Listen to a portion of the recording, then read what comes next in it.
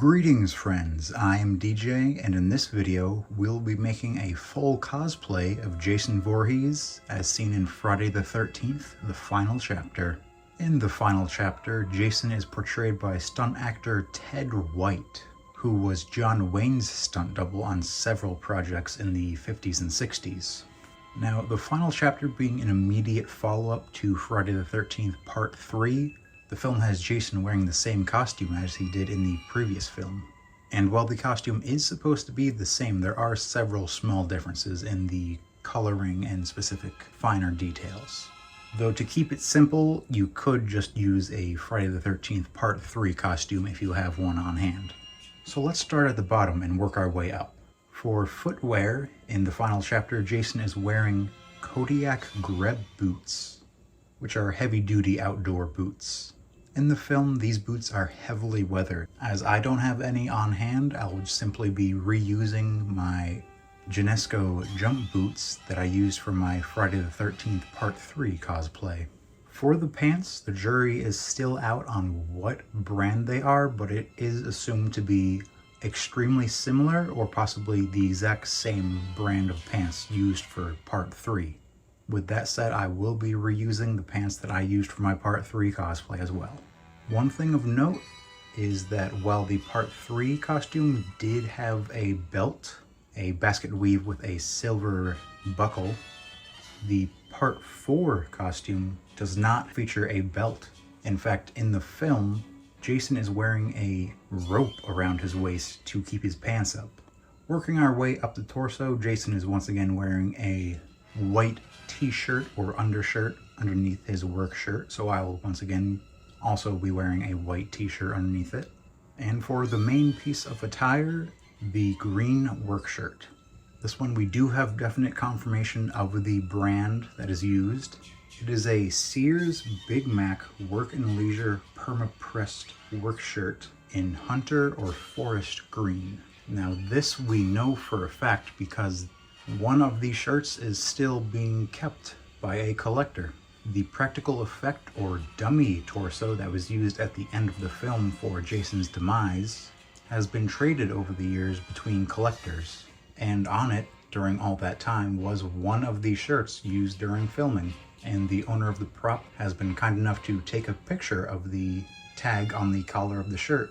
Now, I don't have a Big Mac shirt. I can never find one in my size.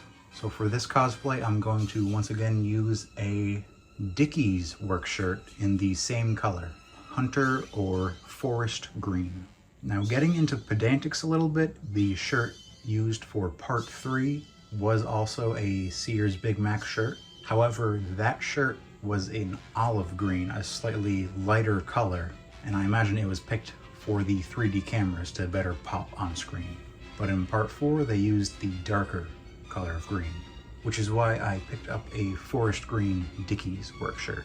Now onto the mask and cowl. Both of these I have already acquired and featured in previous videos. I did an unboxing for the Living Ted Part 4 hood, and I did a video on a paint job I did for a Part 4 hockey mask. So check those out, they'll be in the card above. As with my previous cosplays of Jason, we are going to weather this slightly. To start with, I'm going to use some low grit sandpaper. This one I have is 120 grit sandpaper, but you can go down to a lower number for a rougher look. Basically, I'll be going over the entire thing and then hitting some of the edges a bit harder to make it look more worn in. Now, with my Part 3 cosplay, I attempted to use the sponge brush to basically paint on dirt. It worked fine with the pants, but on the work shirt, it did kind of stand out, especially in photos and on video. So this time what I'm going to do is I'm going to water down some of my acrylic paints.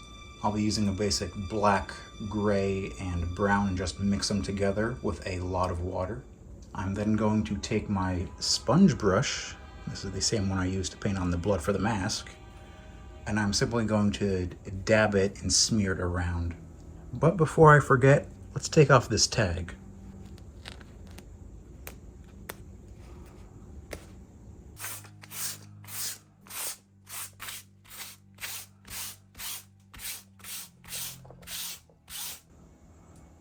After sanding, I am going to go over the entire thing with a lint roller just to pull up any of the fabrics that have been pulled off while I was sanding.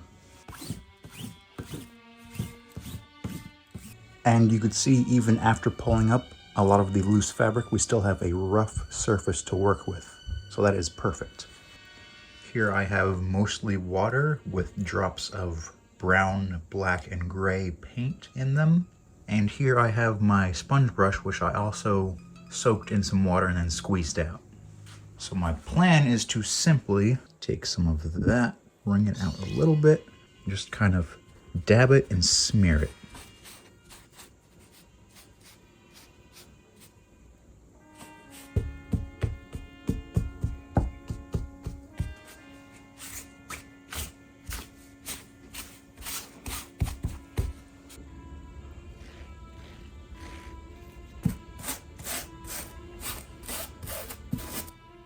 Okay, so one thing that I've started to do that I didn't initially intend to do was I have been using this paintbrush to mix up the acrylics and the water, after which I would use the sponge brush to dab it and then dab it onto the shirt. But what I started to do was simply, after mixing it, I would take the paintbrush and then just flick it onto the shirt, which would create a nice uneven pattern I could just see getting sprinkled around. Now on this darker green, it is still just kind of blending in a bit more than I would really like it to. However, it is giving it a nice, slightly worn in look. I do want to apply some of this to the pants and undershirt as well, just to even out the look a bit more. With my part 3, I simply just added the acrylic paints at the bottom without really watering them down. So let's see on a lighter surface how the dripping method is going to work, as well as the dabbing method with the paint sponge.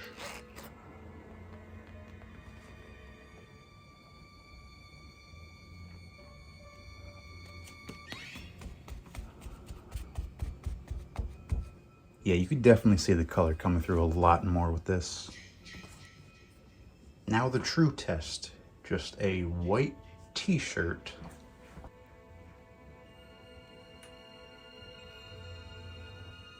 Yeah, look at all that. Exactly the same as on the pants and the work shirt. It's the exact same method on both, except it's barely visible on this work shirt. It's all down to the material and color.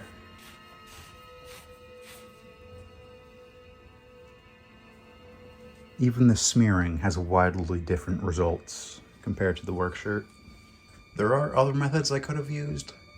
I know one fairly popular one in the cosplay community is like a coffee bake type thing, where you put it in a container filled with water and just dump coffee grounds into it and simply like massage it into the shirt to make it dirtier. Of course, another method similar to this would be to simply take a solution like this of acrylic and water and put it into a spray bottle and just spray down the entire thing. That I might do in the future at some point. I'll have to look into it a bit. Alright, now we've got ourselves some light weathering and discoloration. I'm going to add a few drops of Figure City Creation blood paint. I'm going to use about the same method that I did for the weathering by simply using my paintbrush here and flicking it onto the shirt.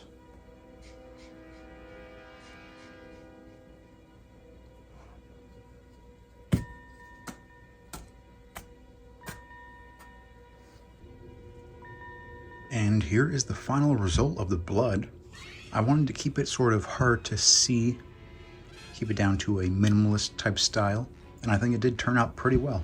At a distance, you can barely tell there's anything there, and then when you start getting closer, you see like, oh, is that dirt? And when you get right up into it, you're like, oh, that thing is covered in blood. Same concept as with the weathering, just keep it nice and simple, and if needed, you could always just add more later. Now let's go over what we have. Okay, working our way up the line, we have boots, dirtied pants, undershirt, also dirtied, dirtied and bloodied work shirt, and finally,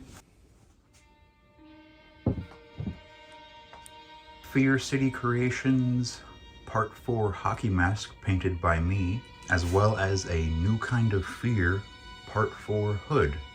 Half of this costume is reused from my Part 3 costume, although slightly modified, and half of it is completely new for this cosplay. Now let's just throw all of this together and see what happens.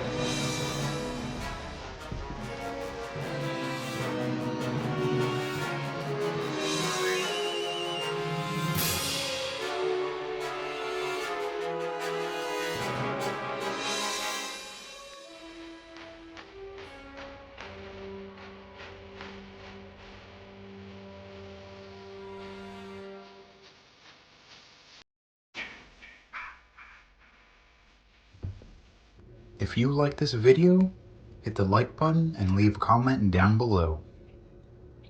If you would like to see more of my videos, subscribe to the channel and hit the bell icon to stay up to date on all future videos and posts. My current goal is to hit 400 subscribers by the end of this year. However, it looks like we're going to hit that a bit early. So to put a bit of a challenge into it, let's shoot for 400 by the end of August, 450 by Halloween, and 500 by New Year's. I have been DJ. Farewell, friends.